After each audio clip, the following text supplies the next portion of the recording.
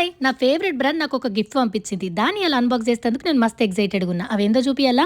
అవే doctor sheets వాళ్ళది winter moisturising creams అన్నమాట. ఇవి రెగ్యులర్ మాయిశ్చరైజింగ్ క్రీమ్స్ కాదు. దీంతోని మన స్కిన్‌ని ట్రాన్స్‌ఫార్మ్ చేసుకోవచ్చు.